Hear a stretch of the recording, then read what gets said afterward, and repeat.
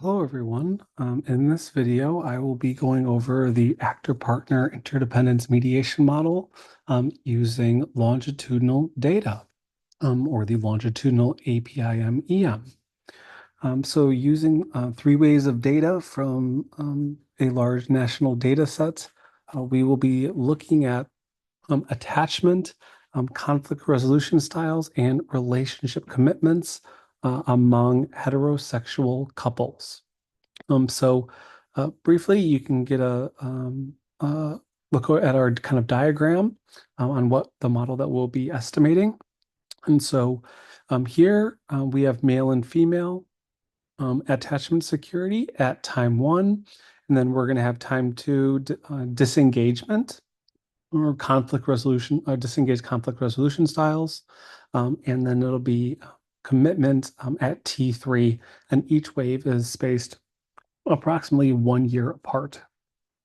So for T1, the attachment security is a self-report on their own attachment security. Time two is their perceptions of their partner's disengagement, to the extent to which their partners are disengaged during conflict. And team three is how committed they are to the relationship. And so the reason I kind of go into that and, it's kind of explaining a little bit about what the measures mean is that it will actually be really important when we think about actor and partner effects. So depending on the wording of the item, we might expect an actor-oriented pattern or we might expect a partner-oriented pattern, or perhaps we get a perhaps mixed. But the wording of the measures will actually inform the hypotheses that you generate in your dyadic research project. So it is something to absolutely pay attention to. And so as you can see, we will have attachment security at time one predicting each partner's perception of their partner's disengagement during conflict. At time two, controlling for their previous perceptions of their partner's disengagement at time one, so that we can establish, again, a longitudinal association. If we didn't have this kind of T1 variable here, and that just kind of went away, this path coefficient right here, this one, would mirror that of cross-sectional data more so than longitudinal data, because especially over 1 year and especially around conflict, there's going to be a lot of stability around that, which means that there's going to be way less variance explained, which means that we might actually overestimate the effect of time one secure attachment and predicting time two disengagement, because there would be overlapping variance account for by both of them. So if time one disengagement isn't in the model, that all of that overlapping variance is now automatically attributed to just security. And we can see the potential problems with that. And then we will have time two disengagement predicting time three commitment. And in this data set, we didn't have commitment at time two, so we will be controlling for commitment at time one. So obviously, this actually this has really important implications, because in our model, we are going to have time one commitment also predicting time two disengagement, which means that attachment security for both partners, the actor effect here and the partner effect here, will be above and beyond previous levels of disengagement, as well as levels of commitment to the relationship at time one. Right? If we didn't estimate this coefficient and we got rid of that, that is plausibly and most likely would cause a misspecification in our model, because when we think about relationship commitments, my commitment to you and to the relationship, that's going to be in some way associated with time one disengagement. All right. And so the more committed I am to the relationship, probably the less I'm going to perceive my partner to be disengaged during conflict. There's probably going to be some small or perhaps moderate association there. Again, that's a testable hypothesis. You can constrain this path to be zero in your model and see whether or not it significantly harms the model. So that there are certainly, it's not necessarily you have to do that, but at least to start, that is how I engage in model building. Again, because I want these other parameters to be as accurate as possible. Because again, when you change one parameter in SCM model, it sends out ripples like in a pond to other parameters at other places in the model. Sometimes those ripples are really, really large, and other times they're really, really small.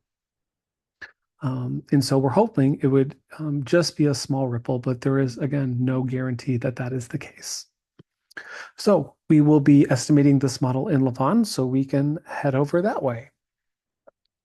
And so here you will see the syntax for the APIM mediation model. So I've named it L for longitudinal, APIM, EM for actor partner interdependence mediation model, and I'm using robust to maximum likelihood, MLR. I will also show you below the bootstrapping syntax as well. And so in this model, we're going to start with the males. So we have our actor effects for the males. And so first we have commitment being predicted by at time 3. And so you'll see W7 because technically in the data that I got it from, it is the 7th wave of data collection, but for our analysis, it's really time 3. So W7 will be predicted, commitment at wave 7 for males will be predicted by male commitment at wave 5, which is wave 1. Male attachment security at wave 1, male perceptions of their partner's disengagement during conflict at wave 1, male's perception of their conflict disengagement at wave 2, right? And so we have, so that is our actor effects for just our commitment variable. And then our partner effects are going to be the exact same thing. We have the exact same dependent variable, but all of our independent variables are going to be based on the female reports, right? Because those are the partner effects. And so the actor effects, going back to the model real quick, we're going to assume males are up top. We just had this variable, this commitment as our dependent variable. So we coded this, and I actually need to add a path here. All right, so we have these 1, 2, 3, and 4. These 4 variables in our model, and they're the orange pathways in the diagram.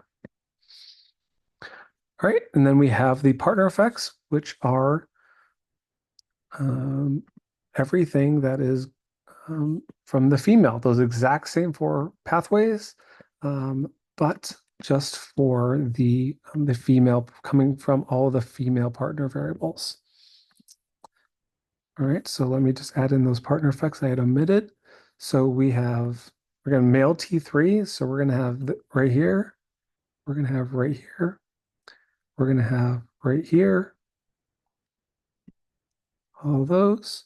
And I need to add in kind of one more. Let's use this guy right here, so we don't make it too busy. Right, those are the 4 pathways that are coming in from the female partners. All right. And so we have the exact same syntax for the females. So we have the actor effects for the females. And so our dependent variables will be commitment for in wave 7/wave 3 for us. And all of the actor effects will be the female oriented effects. And then the partner effects will be all of the variables from the males. And so down here, I have the actor effects for our independent variables and covariates predicting our mediator. So disengagement at wave 6/wave 2 is going to be our mediating variable. And so we're having it being predicted by everything at wave 1 for the males of those actor effects, and the females for all of those partner effects. So remember, in longitudinal data, especially within longitudinal dyadic data, we're going to have actor effects and partner effects for our covariates or for our kind of our autoregressive and cross-lagged effects.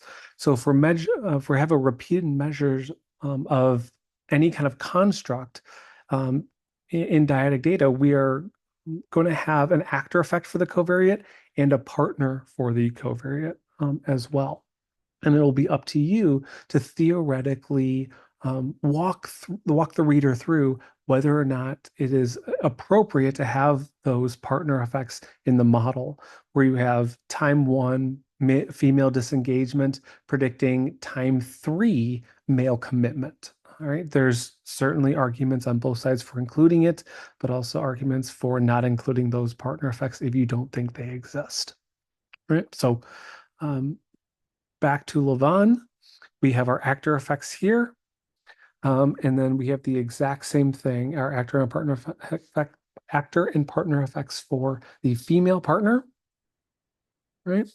And so again, all I did was essentially just copy and paste this and just change the M's to F's. So if you have good data management and well-named variables, the syntax isn't as cumbersome. And I will get back to these parameter labels here in a second. I haven't explained those yet, but I will do so momentarily. So within the APIM, we need to account for the interdependence in two ways. First is through partner effects, which we've clearly already done, but we also need to correlate those residuals. So what we've done here is we have male and female commitment, their residuals being correlated. We have the same thing for our mediators, male disengaged at time 2/wave 6 and female disengagement at time 2/wave 6. And then we have all of our independent variables correlated with one another. So what this is going to do is it's going to give us a saturated model, which means we are going to have no degrees of freedom, which means we are placing no restrictions in the model. We're not constraining paths to equality. We're not constraining paths to be a certain value. We're not constraining paths to be 0. We are freely estimating every single thing that we possibly can in the model. And afterwards, we are just broke. We don't have any more money / degrees of freedom and to estimate any additional parameters. All right, so down here we have our indirect effects. And so that is why you will see parameter labels up top that I've labeled parameters using A and P for actor and partner. And I've done that only for pathways that are involved in indirect effects. So as you can see, male commitment at time 5 is predicting male commitment at time 7, but male commitment at time 5, it's a covariate, so it is not going to be involved in any of the indirect effects of interest. Likewise, male disengagement at wave 5 is a longitudinal covariate because we want to understand the impact of attachment security predicting male perceptions of female disengagement at wave 2/wave 6. We want to control for it at wave 5 so we can accurately estimate the effect of attachment on disengagement over time, right? But again, it's not involved in any of the indirect effects. It's not a part of our hypothesis, so that is why it does not get a label. But attachment security is certainly involved in our indirect effects, as is male disengagement at wave 6/wave 2. So what I've done here is just labeled males have all the odd actor effects and partner effects, and females will have all the even actor and partner effects. So you'll see A1, A5, you'll see P1, P5, and then for female, it's A2 and A6, P2 and P6, and then A3 and A4, and then P3 and P5. And so again, this just helps me organize the indirect effects, because especially in Lavaan, where you have to specify the effects that you are looking for, it is a little more cumbersome, and it can get really, really, really easy to accidentally misspecify a parameter, and you have due to a syntax error, an inaccurate indirect effect. So you all will see that this is my system, but again, feel free to name these really whatever they want. You could do, beta 1 or beta for females or whatever floats your boat. I choose actor and partner, and I try to choose my parameters based on odds and evens. And again, completely arbitrary decisions, but that seems to be what works best for me. So we have down here our indirect effects. And again, because we are estimating 8 indirect effects, I actually like to, even before I create the compound parameters, I sketch all them out. And I use a diagram so that I can be sure that I'm accurately estimating the correct effects, because more than once I have accidentally entered in the wrong syntax, and I've created an indirect effect that isn't possible. So again, I'm a strong advocate of using diagrams and of actually spelling out the effects that you are going to be estimating. All right. So down here, we have our fit object, which is we're using the sum function within Lavaan. We have our object, our data object. We have the data. We are using robust maximum likelihood. This is for missing data. We actually have complete data using these variables within the data set, but other variables in the data set actually had some missing values. So this is left over from another analysis. But it certainly won't harm anything in our model. I always have mean structure in just by default. And then we have our summary statistics. And one thing we can also do is parameter estimates. We can include that because what that will give us is our 95% confidence intervals. Your summary statistics will not give you that. So if you are interested in the 95% confidence interval, use the parameter estimates command. So we can go ahead and we can run this.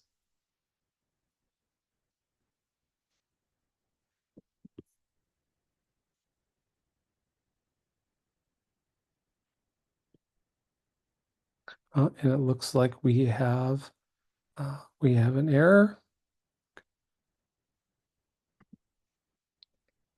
All right, so it looks like let's get rid of that, and let's see if that takes care of it.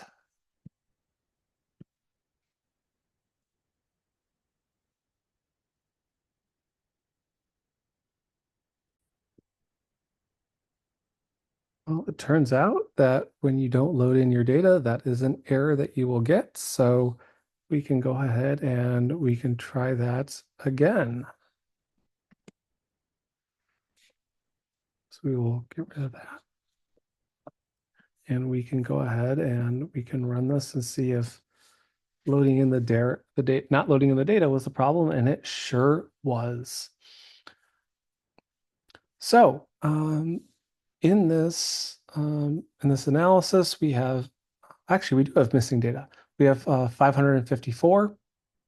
So we lost I don't know, approximately 73 people or 73 dyads, which again for our purposes isn't a problem, but in if you're writing this up for a thesis, a dissertation, then clearly you would want to address losing 12% of your sample or whatever number that is. But for our purposes, we're just looking at the degrees of freedom just to be sure we have a correctly specified model, and we do. And so our fit statistics will be perfect, and we can kind of scroll down to our regressions.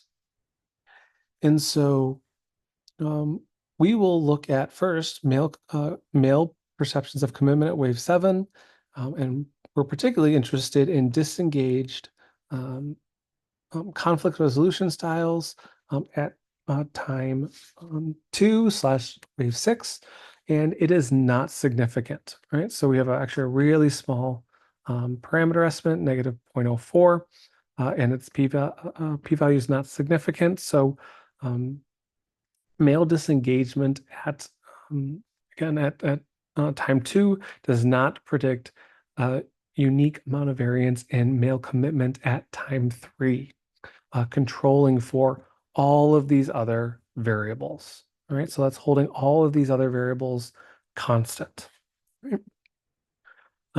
What we see is that male commitment at time 1 / wave 5 is the only significant predictor, right? So you see a fairly strong stability effect.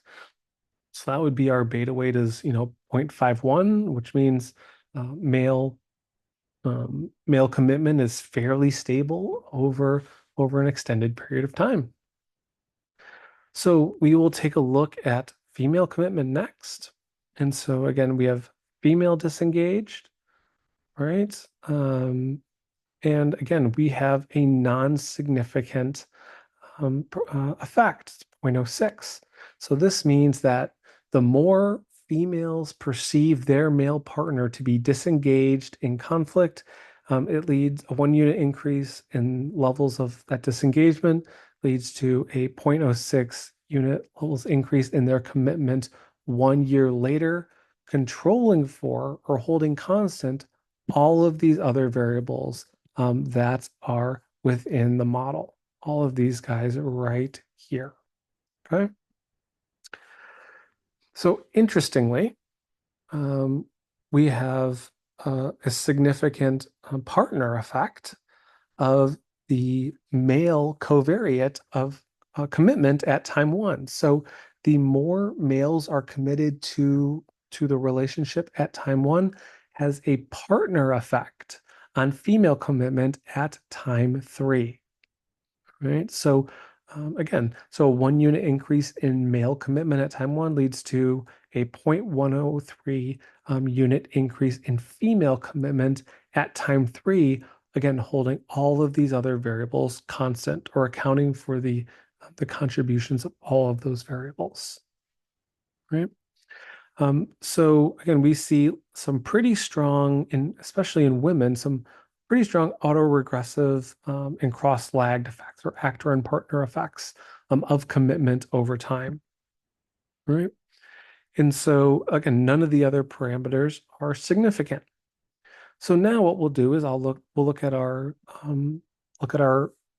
model in where secure attachment is predicting disengagement. Right. So again, this is where I kind of earlier had mentioned, how you frame and the phrasing and the wording of your items is actually going to dictate whether you're going to find actor or partner effects. Because depending on that, the effects will actually vary. And so this will actually be a fairly good illustration of that. So first we see, again, a significant actor effect. So this is a autoregressive effect for those of you who are used to panel models. So male disengagement at time 1 is predicting male disengagement at time 2, and it has a very strong effect. Right? So a 1 unit increase at time 1 leads to a 0.59 unit increase at time 2. But we also see female commitment demonstrate a partner effect. So the more committed females are to the relationship, we actually find that the more disengaged the males are 1 year later, again, accounting for all of these other factors, right? So that's a really interesting finding that we'd actually perhaps may have even expected that the more committed females are to the relationship, the lower the males would be in terms of their disengagement. But they're not. And again, that's where that kind of that partner effect or that wording issue can come up, because that's how we might be inclined to interpret it, but that probably wouldn't be exactly accurate. Probably the more correct interpretation or the more correct understanding of the interrelationships among these variables is that remember that female commitment, even though it's a partner effect, what the item for male disengagement is actually about is the male's perception of the female. All right. So when the female is more committed to the relationship, the male perceives that female to be less disengaged, which actually makes perfect sense, right? So you want to be extremely careful when interpreting your variables because it could actually flip-flop on you, and you could actually make an erroneous interpretation, right? So just if nothing else for demonstration purposes. Likewise, we have female secure attachment and male disengagement. We have, again, a partner effect. So the more women are securely attached within themselves, the less their male partner perceives them to be disengaged during conflict. So again, it's that same issue again with the wording of the items, right? And again, we actually see that a little bit with male attachment security. It's not a significant predictor.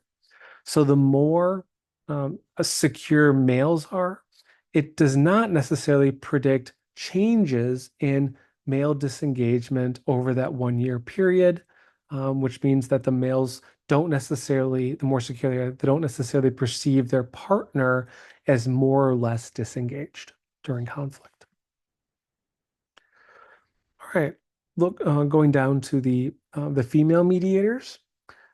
We have, again, a strong autoregressive effect or a strong actor effect. So time 1 to time 2, there's a beta weight, standardized beta weight of 0.61.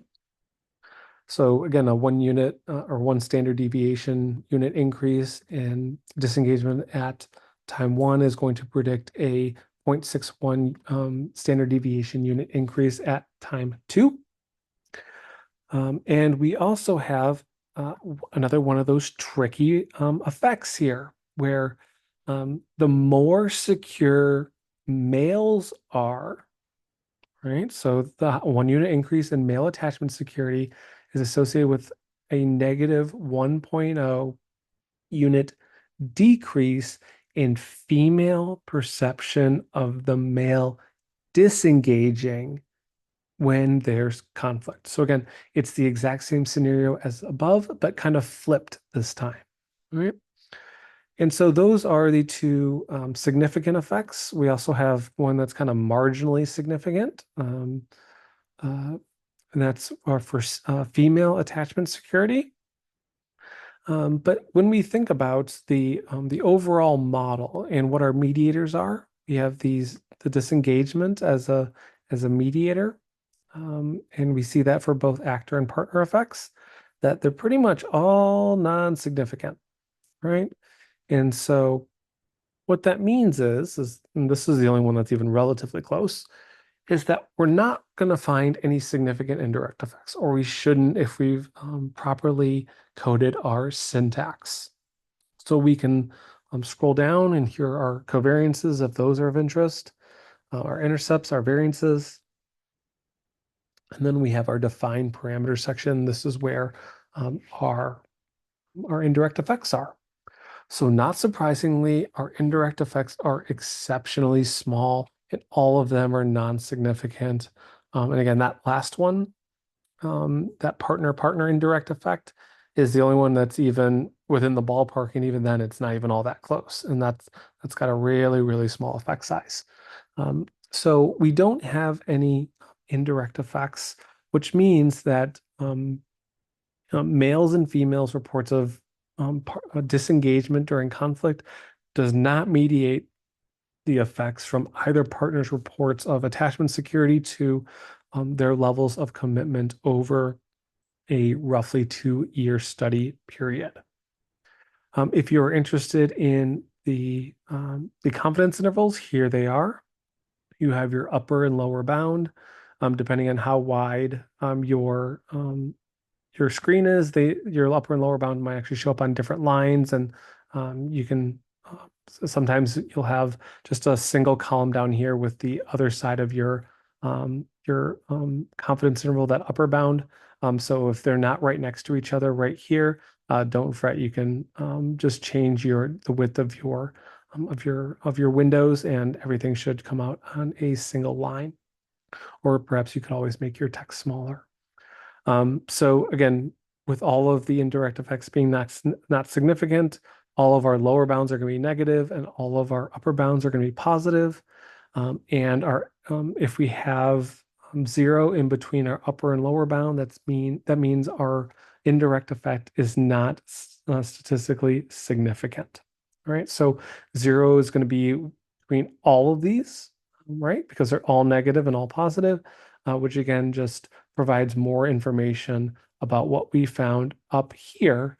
But what the confidence interval gives us in a much easier kind of way of thinking about it is it gives us a kind of a spread of how wide or how much precision there is in our estimates or in our parameters. If we can have a really, really small, really, really narrow confidence interval. So right here, it's only kind of 0.08, so which is really quite tight, which means that we're really, really precise in our estimates, which means we're probably, even though let's say the effect was, you know, 0.10, given that, again, hypothetically speaking, given that the confidence interval is, 0.08 between your upper and lower bound, it means that's really, really precise, which means that's most likely not a legitimate effect. But let's say we had a confidence interval that was, 0.30 to 0.50. That's absolutely huge. Instead of 0.08, it's 0.80 is the distance between those two, your upper and lower bounds. And that means we have really, really unstable, really, really imprecise estimates of this indirect effect. And that could be due to most likely a sample size issue, because the more you need more people, the more and more people you add, the smaller and smaller your confidence intervals get. But it can also be due to a variety of other problems, such as, suppression, model misspecification, syntax error, and things like that. Right. So again, to me, the upper and lower bound of the 95% confidence interval, it's easier for me to understand how precise our estimates are. You really get the same information up here in the defined parameters. We have our standard errors, right? But it doesn't necessarily give us, again, it's harder for me to use that information to understand our precision. I just kind of know a standard error smaller is better, and I don't go through that mental computation of calculating the upper and the lower bound of the confidence interval, which you can do using the standard errors, using your critical Z ratios, critical Z values for significance. I believe it's 1.964 for your Z values. So you can manually calculate your standard errors and your 95% confidence intervals, excuse me.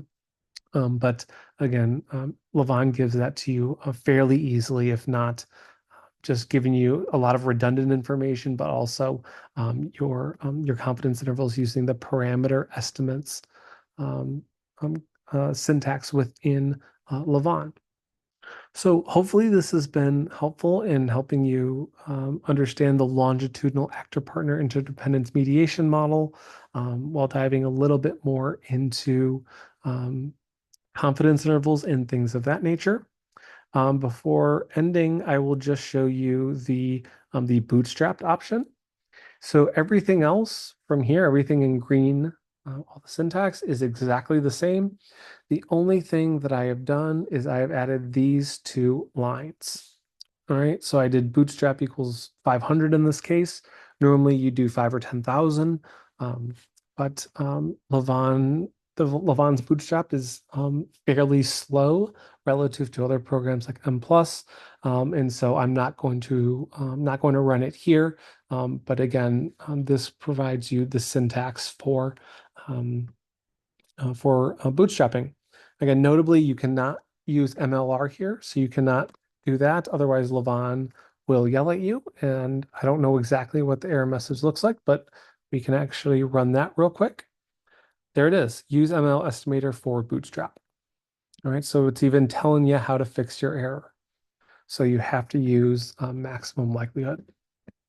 All right, so again, hopefully this has been helpful in learning how to plot the longitudinal actor-partner interdependence mediation model. Thanks so much for stopping by.